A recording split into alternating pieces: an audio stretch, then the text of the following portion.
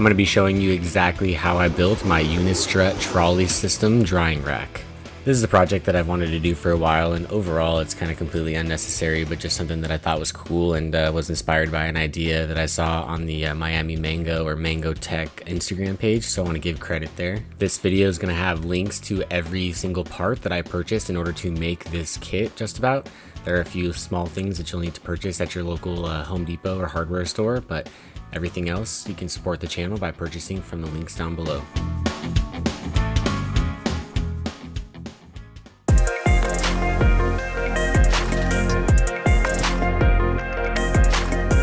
Welcome back everybody to another episode of GrowerMD Farms. First I want to show you a little bit of what it looks like in the before state, and the only thing notable that I've really done in here since you guys have seen it when it was an actual grow space was I had a bunch of flooring left over from when I redid my house, so I actually put flooring, baseboards, and everything in this shed as well, which actually turns the room into a much nicer looking space. But nonetheless, the rest of what's going on in here was pretty much just the room had been seeing quite a bit of use over the years, so it's going to get cleaned up and we're going to make a few small changes.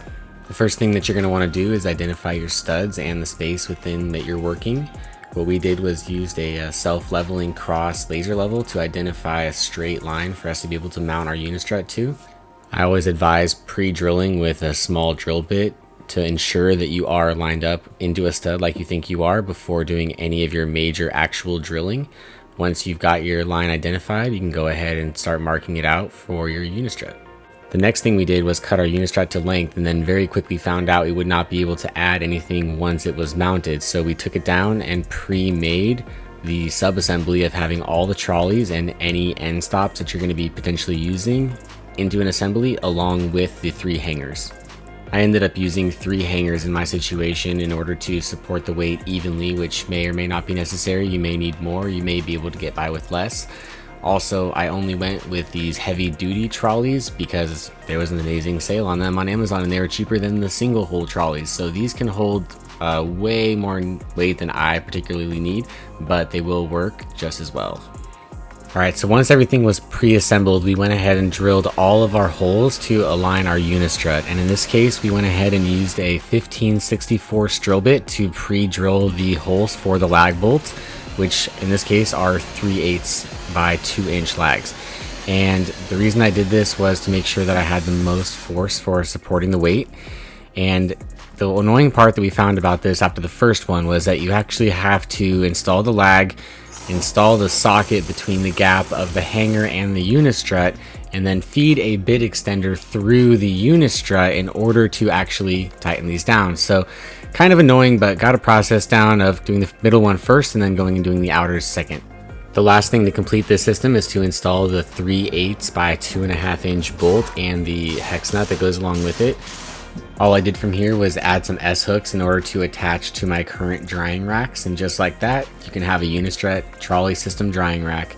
And in my situation, I have currently my old drying racks, which are made of my PVC with just some basic trellis netting that I was using out of my drying tent in my garage actually. And I'm going to go ahead and reuse them for a little while longer, but I do plan to remake these later, and I have already ordered some different S-hooks, which I will link in the description of the video, that I think are a much better fit for my purposes. But you can go ahead and now attach it to your drying rack of your choice.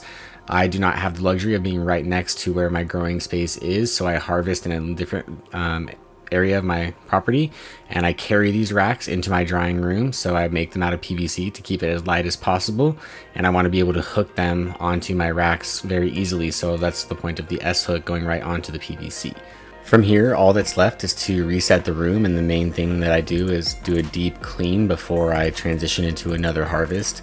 I'll start with just an antibacterial spray, and I'm going to spray every surface of the walls and the ceiling of the room, making sure everything is wiped down extremely well.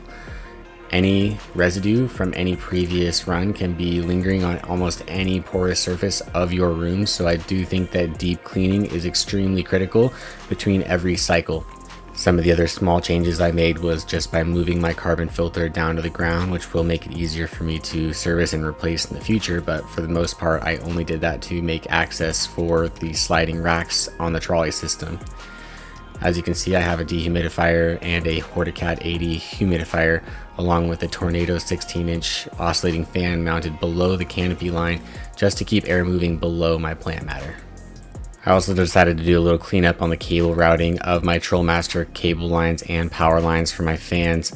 Since I didn't have the option of pre-wiring this when I actually built this room, I made the best of the situation and just tried to clean up what was already there. Another minor change was to the intake fan side, which was by adding a duct and bringing that all the way down to the floor, which will make sure that the intake fan does not blow any direct air onto any of my plant matter as well.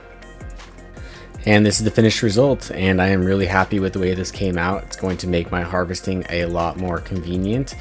Previously, I was just mounting these directly to the ceiling using straight 1/2 inch or 3/4 inch pipe hangers, and it kept them stationary and made it pretty inconvenient when I needed to go into the room and they were all permanently stuck in there. So I hope you guys enjoyed this video. Remember, all links will be in the description of the video. Please go ahead, check that out, and make sure you like, subscribe for the next time. I have some really exciting giveaways that I'm trying to do in the channel in the near future, so make sure you do not miss out and turn on your notifications. I'll see you in the next one.